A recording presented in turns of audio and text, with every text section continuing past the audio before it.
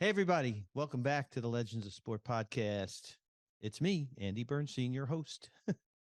Hey, I'm super excited to have had the opportunity to interview this week's guest. Her name is Manon Rheaume. And as Legends of Sport go, she's got to be at the top of the list. Manon is best known as, quote, the first woman of hockey. She was the first and only woman to play in the NHL to this day. And in fact, she is the only woman to ever play for any of the four professional North American leagues. Manon made her professional debut with the Tampa Bay Lightning as a goalie during a preseason game in 1992. Recently, Manon celebrated the 30th anniversary of that historic moment, and it's especially significant during the 50th anniversary of Title IX this year. Since Manon and I spoke, she has taken the job as hockey operations and prospect advisor for the LA Kings. So it's great to see her locally around the rink here in LA. We had a wonderful conversation, lots to discuss about how and why she started playing hockey as a young girl, why being a goalie appealed to her, who her role models were, the impact she's made on young girls and women athletes, and many, many other topics.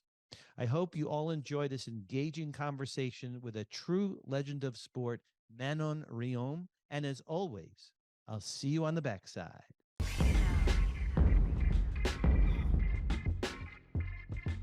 I want to welcome Manon Rheaume to the LOS podcast. Wait, let's go back. Screw up my own podcast name. 3, 2, 1. Well, welcome to Manon Rheaume to the man, what is wrong with me today? It's all good. Legends of Sport. Yes, I should know that because I invented it. Okay, 3, 2, 1. Welcome, Manon Rheaume, to the Legends of Sport podcast. Truly a pleasure to connect with you. Thanks so much for joining us today. Thanks for having me. I'm doing good. Well, thank you. So, I'm not telling you anything you don't know already. You're referred to as, quote, the first woman of hockey. You made your professional debut with the Tampa Bay Lightning in a preseason game in 1992. And by doing so, you were the first and only woman to play in the NHL, and in fact, all four professional North American teams. So now that we're coming up to the 30th anniversary of that, how is that making you feel? I mean, everyone's revisiting it. It's coming up a lot. You're doing a lot of interviews, I see. And, again, we really appreciate you taking the time to talk to us today. But how are you feeling about all that being sort of, brought up again? It's kind of crazy. I always joke around and said, every year you get older, you got your birthday to remind you how much older you're getting. And now they always remind me with my anniversary how much older. So I get it twice a year to tell me you're not getting any younger. But it's great that, having a chance to relive that once a year. That experience is probably like one of the biggest experience of my life that changed my life. Yeah. I was a young girl from Quebec. I was thinking, I'm going to be done with playing hockey. I'm going to go to school to be a teacher. That's what I wanted to do when I was young. And I grew up in Quebec, and my life totally changed after going to Tampa. Well, you've been described as everything from a trailblazer, barrier breaker. There's statues going up for you, all over the place. It's fair to say that your accomplishment has opened doors to girls, young women, competing at the highest levels of sport, right? On par with men, and sometimes even exceeding men. If we look at women's soccer, for example. Looking back 30 years ago, I mean, did you foresee any of that happening? I mean, even when you were a kid, and you started playing with the boys, did you think you were breaking any barriers at that point? Not at that time. When I was younger, I just wanted to play hockey. Actually, my two brother was playing, and my dad was a coach, but he was always doing an ice rink in our backyard, and my brother used to use me as a target for practicing their shots. So I was their goalie in the backyard, and they would go and play at the rink because only boys was playing. So when I asked my dad to join the team because he was looking for a goalie, and I said, why not me? I'm doing it all the time with my brother here. Then I got in to play hockey at the rink with the boys, but I never saw women playing in the NHL or anywhere else. So for me, I was just playing hockey like my brother, and didn't think of any of it other than every year I wanted to get to the next level and to the next level. So Yeah. that's why I was playing, and I love the Yeah. game. And if it was not me playing, that was one of my brother or my dad was coaching. So we were at the rink 5 to 7 days a week. Mm. Yeah, I grew up a lifelong hockey fan, New York Rangers fan, diehard. You know, we went to almost every game from when I was 8 years old to when I went to college. Played a lot of street hockey. Never played ice hockey. There weren't very many rinks in Brooklyn where I grew up, but you know, I remember playing in the street. I don't remember too many girls playing with us, quite frankly. And you know, your story is so similar. I've had amazing women athletes on the podcast besides you. I mean, Nancy Lieberman talked about having to take the train up to Harlem because no girls were as good as her in her neighborhood. They didn't even really play in Queens, so she had to go up and play in Rucker Park with the boys. You know, Ann Myers Drysdale, same thing. You know, she played with her brother, and that honed her game, right? You know, you have two brothers, all of a sudden they stick the sister in the goal. And was goalie like in your blood? I mean, you know, you started as a goalie, but was that, you know, like going to be your destiny, you think? You know, when I started as a goalie, the one thing that I like about goalie, it's a lot of pressure, Mm, and you can change the outcome of a game hmm. way more than another players. Of course, every player can change the outcome of the game, but the goalie, it's a little bit like a quarterback in football, you know, a pitcher in baseball. Like your role, you're the last line of defense there. Hmm. So, Yeah. and that part of it, that pressure of like playing the game, I really, really like it. And so when Mm, I start playing it and really loving it and start having success at it, yeah. that's when I'm like, this is what I want to do. Yeah, it's interesting because Hope Solo talked about that she loved playing forward as a soccer player, but once she started playing goalie, and very reluctantly so, by the way, in college, her coaches put her in the goal and said, "You're playing." She found that she loved the game coming towards her, like that she can see the whole, you know, all the play develop. You know, I love it when I put a camera in the goal, you know, and we get that perspective like behind the goalie, and you can see all, you know, everything coming right at you. Kind of daunting, but you are in control of the game as a goalie, right?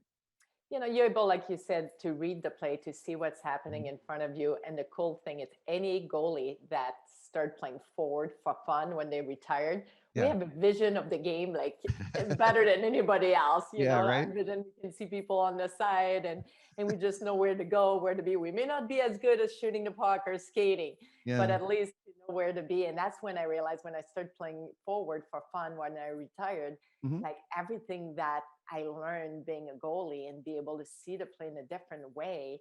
Hmm. Like people like used to play with me. It's like you're always in the right place at the right moment. And Hmm. I'm like, I Hmm. guess that's seeing the play all my life in front of me. And it really helped me coaching too. Hmm. I see Hmm. the game in a different way when I watch a game, and help me as a coach. Hmm.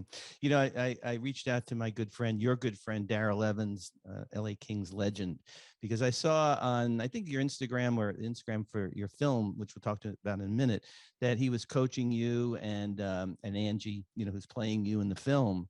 And I asked him, what, you know, what is it about Manon that you really saw as a goalie? And he said, quote, he said, you had incredible attention to detail, and you approach playing goalie very methodically, right?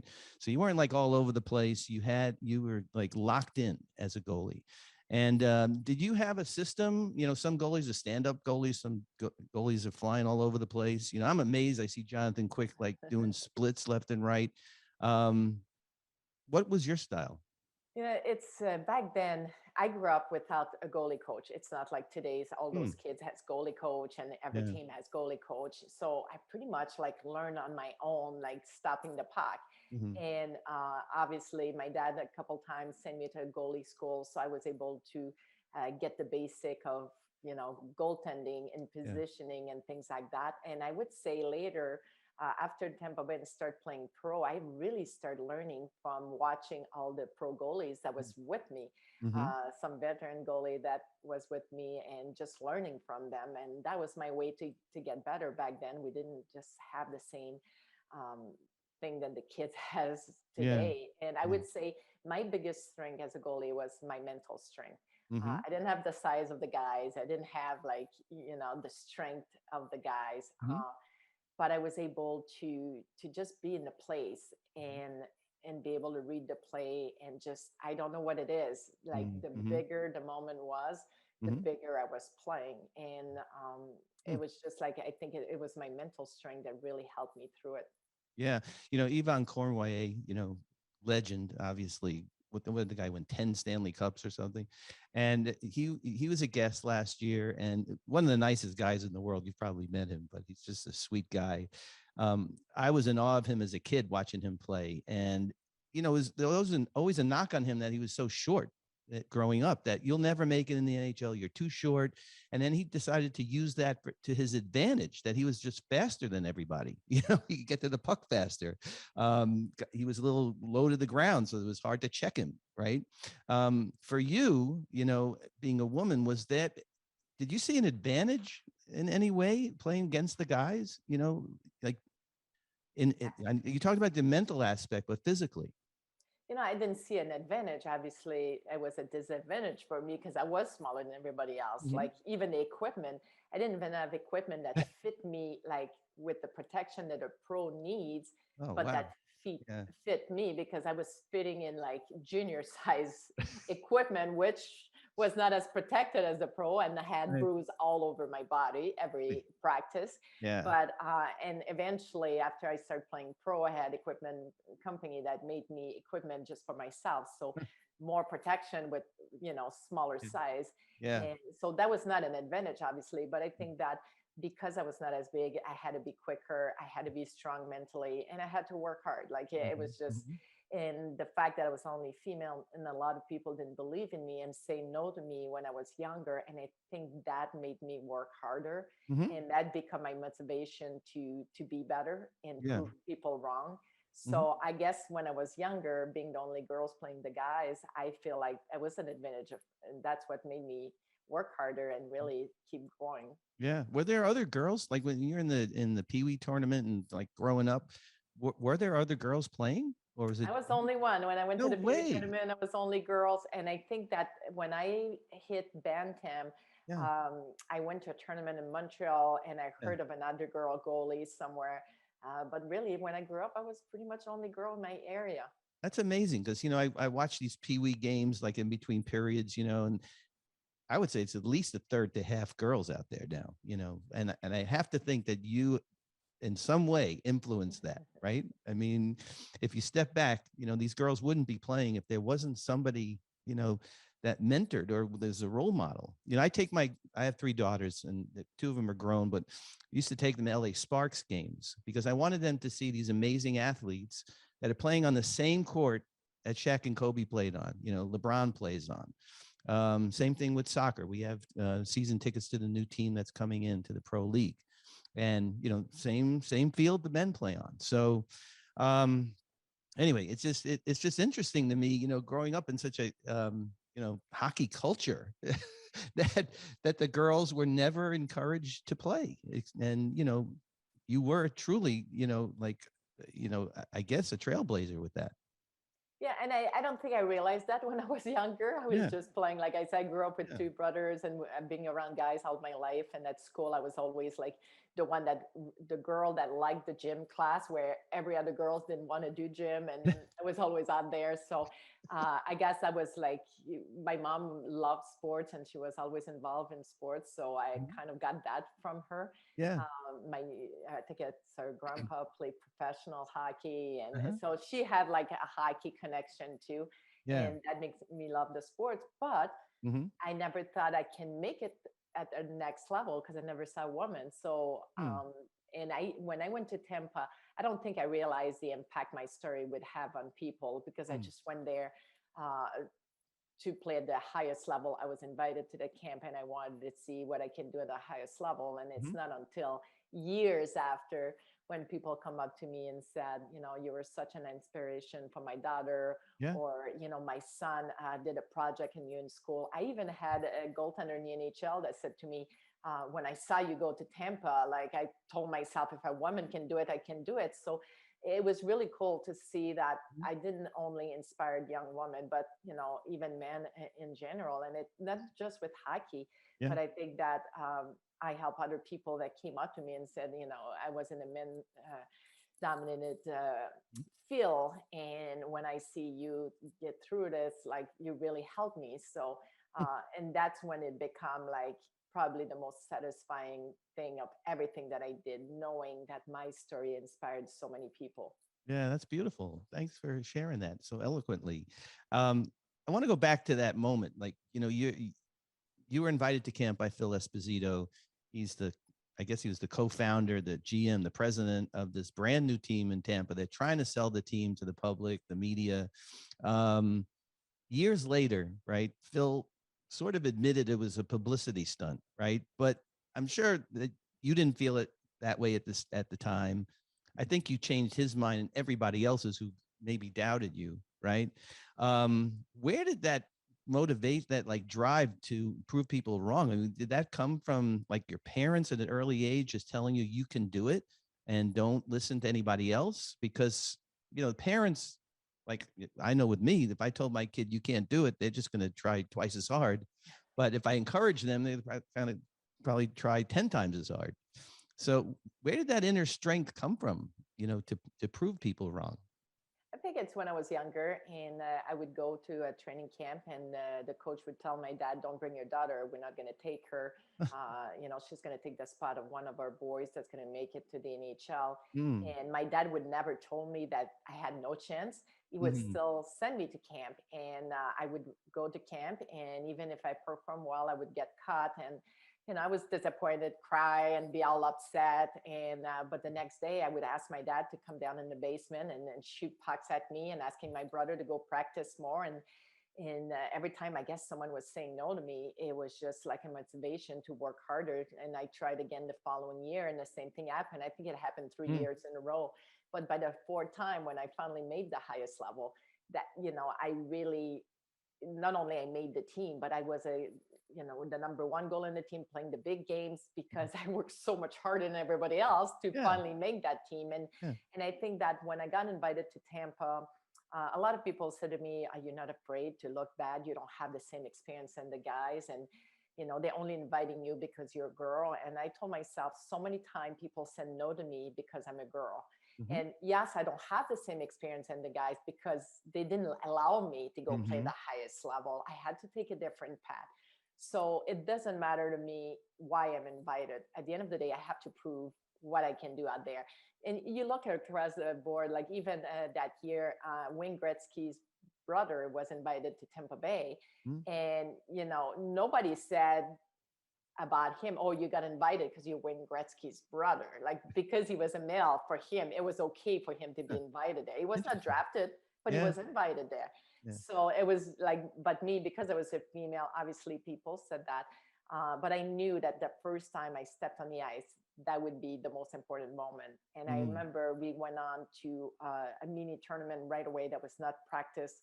They Mhm. divided everybody in different teams, and every goaltender was playing a full period. And my first time on the ice, my first mini game, I did not allow any goal in 14 shot. I was the only goalie in that game that did not allow any goal. Mm. And it's Yeah. really after that time we had a press conference, and that's when Phyllis Pusto said, "The way she played today, you may see her in an exhibition game."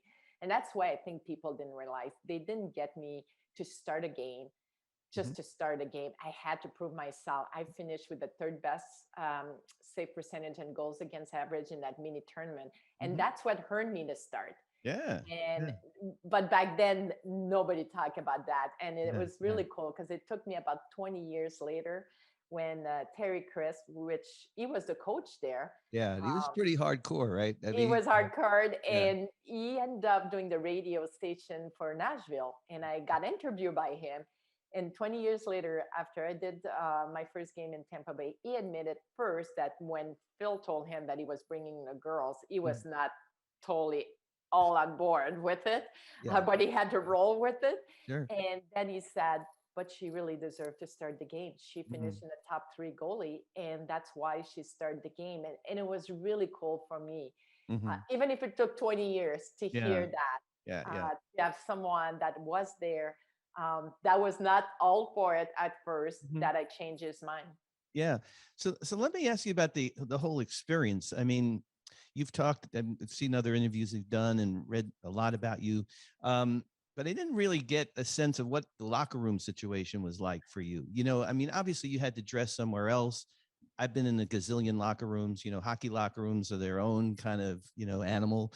And, there's a lot of camaraderie, a lot of bonding that happens. And when you're isolated just because of his gender, um, you're not part of, the guys kind of. I mean, was that one of the reasons you wrote your book, first of all, to sort of get your story out? But what was that sort of, it had to be kind of lonely experience. I can't imagine how it wasn't.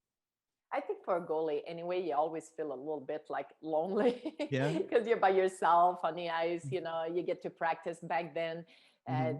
we were more like a target at the end of our, like, Yeah. people were doing practice for the players and you were there to stop the puck. And so you always feel like a little bit different than everybody else. Mm-hmm.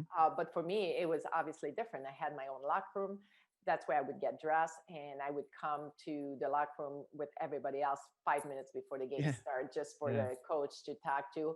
And then after the game, I would go there for a few minutes if the coach had something to say, and then I would go back to my locker room. So of Mm-hmm. course I felt a lot by myself back then, but I love the sport so much that Yeah. didn't bother me. Like, I just, when I was on the ice, I was part of the team. Yeah. And but it was tough sometimes. Like, you go on the road, you're always by yourself. And Right. even like a lot of the young players, my first year pro, they were living with another player and I was living by myself. So Mm-hmm. it was a lot of time like that. But Mm-hmm. at the same time, I love the game so much. And Yeah. when I stepped on the ice, all the little things didn't bother me anymore. Yeah, you just, we just met, but I'm getting this sense from you that you have tremendous inner strength, that like nothing's going to hold you back from accomplishing a goal, right? To play in goal. I mean, I didn't mean it that way, but you know what I'm saying. But that you had this incredible desire, and everything else was peripheral. I mean, it just, you were like locked in what you wanted to accomplish, and it wasn't to break barriers, because I mean that came sort of along with the ride. But anyway, it's very impressive actually to see someone who really could just put all the noise aside. And I know there was a lot of noise down there in Tampa, press conferences and all kinds of stuff you had to deal with. And then, you played what, 6 more years professionally after that? Is that right? Yeah, and what people doesn't realize too is that I was young. I Yeah. speak French. My English was not very good, Yeah. so And I you're didn't know you're a in lot Florida. about, like, I didn't know a lot about like the U.S. and Yeah. how things were. So even when I got asked to do the show David Letterman, I didn't Right. even know who David Letterman was. Right. Right. Like, who is he? Everybody make a big deal out of him. And I'm from Quebec. I didn't have English TV, and we used to go Yeah. to bed early, so I didn't know who he was. But it's funny because years later, when I'm in the US and I see who comes up on his show, I'm like, I cannot believe I was Right. on his show. This I is hear you. crazy. Yeah, that I watched that interview and I was like cringing, like every time he opened his mouth. Honestly, it's like my wife is a director of equity and diversity, Title IX coordinator. She's like, that would never fly today. No, So not the trust million me, a lot years. of things that over the years that I went through would not fly today. Yeah, exactly. So being part of the Canadian team that won the silver medal in the first time that women's hockey was in the Olympics, 1998. I mean, what was that experience like? That must have been monumental. That was amazing. Yeah. Of course, the first time I made Team Canada for the World Championship, that was in '92. And they had some kind of talk that maybe women's hockey would get to the Olympics. Mm-hmm. That become like my goal. I wanted to be in the Olympics. And so I played the World in '92 and '94, and in '98 was Olympics. And it was really hard back then because we were training really, like, I think we moved to Calgary in August, Mm. and you were trying out to make the team for 5 months. It's not until Yeah. after Christmas we find out who made the team. Mm. So it's every day you're on the ice, you're trained to be better, you're trained to be a good team, but you compete against, your roommate, you compete against the other players to make a team. Yeah. And it was probably the most like mentally draining time because Mm-hmm. it's so much emotion that's going through it. And along the way, they cut players and they cut players along the way. But at the same time, it was probably one of the most rewarding experience too, because when you get to the point where they announce you on the team, and the first day we get to the Olympic Village, and I remember walking down the bus, and like the emotion you feel, I can relive it every time I think about that. And it's true. Yeah, you're looking around you, you see all the athletes, you had the Olympics, something that when I was young, I used to watch the Olympics every year. And I remember every time Team Canada would come out, I wanted to see how they're dressed, and like I would get so excited to see all the athletes walking around. And when we did the opening ceremony, I don't think I stopped smiling the entire time we walked around. Like it was like such an amazing moment. I bet. But then you have to get down to business, and you got to compete at the highest level, really. And I had the Lamoureux sisters on the podcast, and I forget which one was the goalie, but I think you went up against them. Yeah, there are two players. I think one was a D, one was a forward. Right. That's right, exactly. And you guys played the gold medal game against them, right? So no, they played later. They were not there in '98. They're younger than me. Gotcha. But so who did you play? We played the US in the final. Yeah, we still did play the US in the final. And throughout the years, like it was like an even match. Like either team could have won. It's one of those things that like your puck to win the Olympics, it's not just to bring your best team. You need to have puck luck. You need to have like things going your way, and it's like it is what it is. The U.S. played amazing, and our team tried our best. And that was really a 2-1 game. It ended up being 3-1 in empty netters, but that was a tight game the entire game. But what an experience, like you just described it. I've been to a bunch of Olympics with the USA basketball team, and even these guys, these multi-billionaires, they're just like looking around like they just can't believe that they're here, that they're participating in this incredible event. So to be part of that and have the USA across their chest, they always talk about that. And what was cool for us that year is that was the first time that the NHL players were going to the Olympics. So when we played our final game, you have Wayne Gretzky and Mario Lemieux and all those guys in the stands watching you and cheering you on. It's like, amazing. Are you kidding me? Like you get those guys, and it was just like an amazing experience. Oh, how fantastic. Well, I want to talk about your book, this book, because I got this book. I couldn't get your other book, by the way, tried to, and for some reason it's like back ordered on Amazon. So we'll have to figure that out. But what was the thought process of this book? Came out in 2020, children's book. And just kind of give me the background as to why you did that. Yeah, Angie Bellero is the writer, the author of the book, and she wrote children's book, but she also working on a movie project about my story.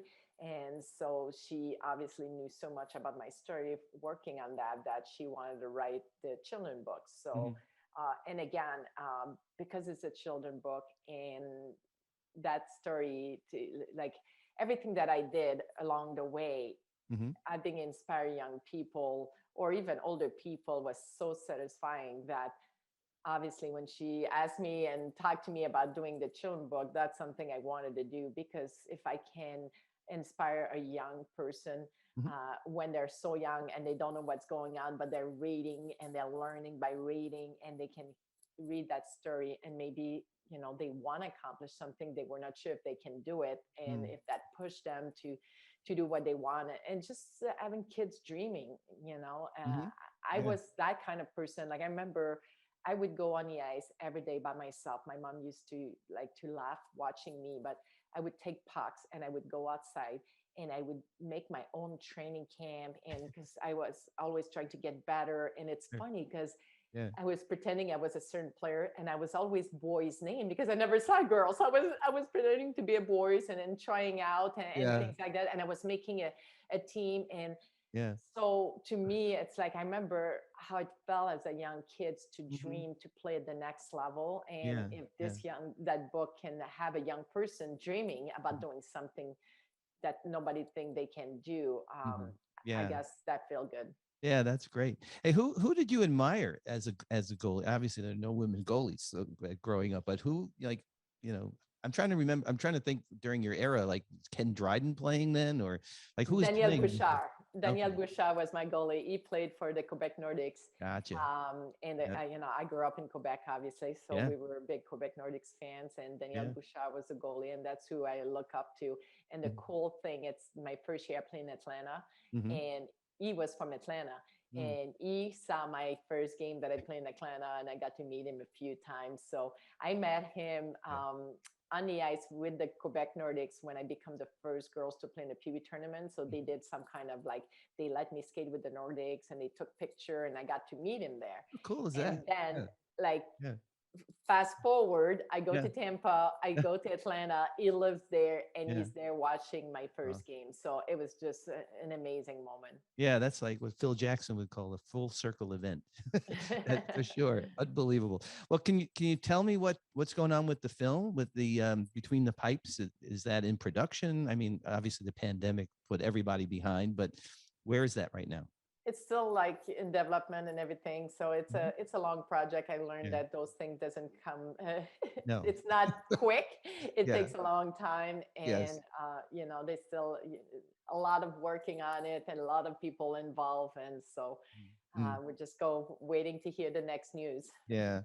Well, do you still get out there and play goal once in a while? I saw some pictures of you. They're a little dated. I think they were from 2009. I think you were at Luke Robitaille's Celebrity Shootout playing goal.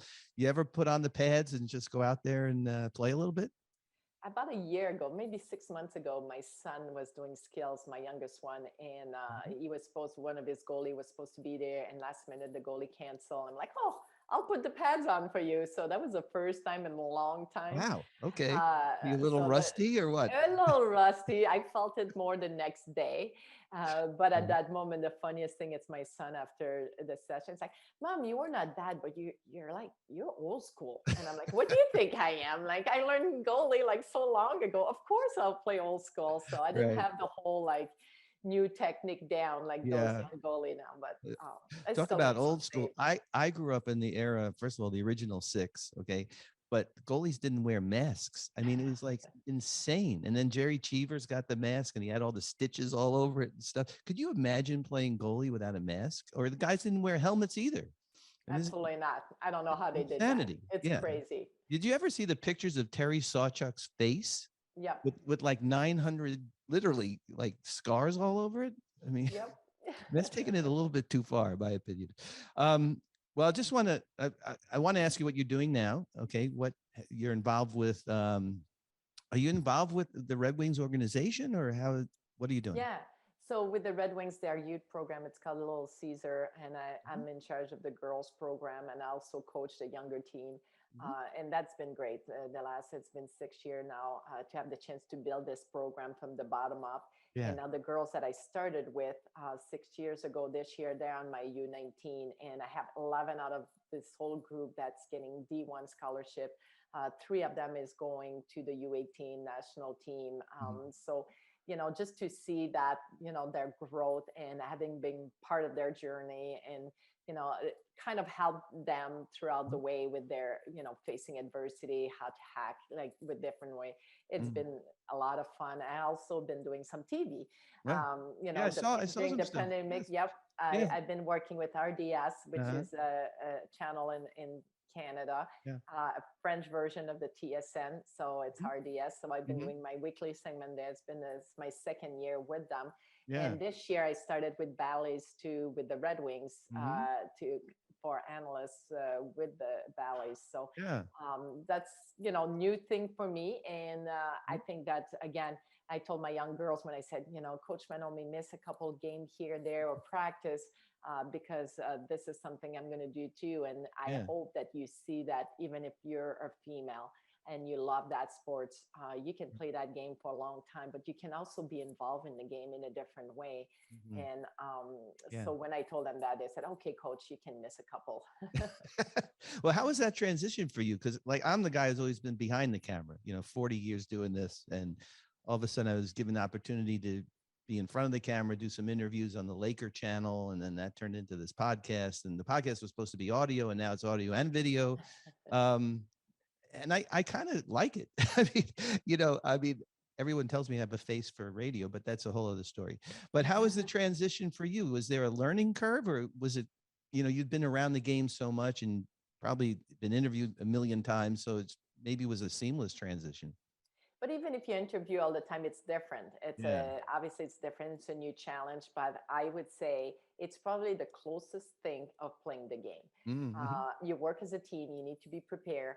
You're not just showing up like and think that you're going to Yeah, be able to perform. exactly. And then you go live. So Mhm. you right before going live, you get the butterfly in your stomach, right? Like before Yeah. a game, Yeah. and then you have to perform. You have to deliver what you have to say, and then when it's done, Yeah. that feeling of I've been able to say everything you wanted to say and to be done with, and it's just a great feeling. So the first few times I did it, I'm like, this is like playing a game. Yeah. And then you cannot go to sleep for about an hour. Yeah. Same thing like when you play, because Right. you're still like feeling the game and thinking about the game. And it's so much like when I played, because Mm. I review everything that I say. Did I was I good there? Was it okay there? Was it like I'm totally like, Yeah. so for me, it really the closest thing of playing the game, and that's been fun. And I've been lucky to be surrounded of great people that are pros at that. Mm-hmm. I still consider myself a rookie in this, and Yeah. Yeah. I'm learning from those pros, and people have been very helpful. Well, I wish you a long career doing that. That's what you want to do. That's fabulous. And the last thing I want to ask you is, have you heard of any plans for the 30th anniversary? I mean, it's got to be some kind of thing planned for you down there, right? I In don't terms of, know. I'm yeah. not sure yet. I know the Okay. NHL, like they've been filming a few things. Some people talk to me about, Yeah. like yeah, on social media, they're probably gonna add, but I don't know. I don't know if anybody is gonna do anything special. Yeah. Well, For me, that anniversary every year, the way I look at it, it's if that can remind someone that you don't need to fit a mold to do something you want to do. You can be a different gender, you can be a different race, you can be, if you really love something and you're good at it and you believe in yourself, you can accomplish anything you put your mind to. And I guess this is why every year when people talk about it, all I'm hoping I inspired a few people to go after their dreams. well, I think it's more than a few people, but I have to tell you, your story is very inspiring. And meeting you in person, well, virtually in person, has been such a pleasure. And we've done a lot of research, Veronica, my producer, and I, and watched a lot of interviews. And I was very excited to do this interview with you because, you know, what you mean to the game, but what you mean to sports, what you mean to the world, really, in following your dreams, no matter what holds you back or other people hold you back, is really something that Kobe kind of talked about, when I worked with him for all those years, and that's sort of his legacy. So good luck with everything. I hope we get to meet down the road. Maybe, I don't know if you travel with the Red Wings or not, but Not right now, but yeah. I'm sure we're going to meet at some point. I go down to LA a few times. Oh, well, that would be great. That would be great. We'll have lunch with Daryl. You can put on one of those great suits, and Sounds good. he's unbelievable, that guy. Anyway, man, it was so nice to meet you. Thanks so much for making the time in a busy season, and best of luck with the rest of the season and with the 30th anniversary. We're going to revisit that, when we get close. So thank you so much. Thanks for having me. Okay, take care. Wow, such a great conversation with Manon Rheaume. She is truly the first woman of hockey and a legend of sport by all definitions. Congrats on the 30th anniversary of her legendary accomplishment as we continue to celebrate the 50th year of Title IX. Huge thanks to Manon for coming on to share her story with me and all of you. So inspiring for everyone, and especially for parents like me with daughters. Keep leading the way and inspiring everyone, Manon. Remember, folks, you can find us on the iHeart app and online, as well as Apple and Spotify and your favorite podcast platform. Keep following us on Instagram at Legends of Sport, our Twitter at Legends_of Sport. Our website is legendsofsport.net. And as always, our TikTok and YouTube channels, Legends of Sport. My photography can be found on Instagram and Twitter at ADB Photo Inc. So we'll be back next week, as always, with another great guest. Thank you all so much for your support of the Legends of Sport podcast as we continue in season 6 been an incredible run. Keep telling your friends, keep rating and reviewing, and we'll be back with another great guest next week. Until then, stay safe, stay well.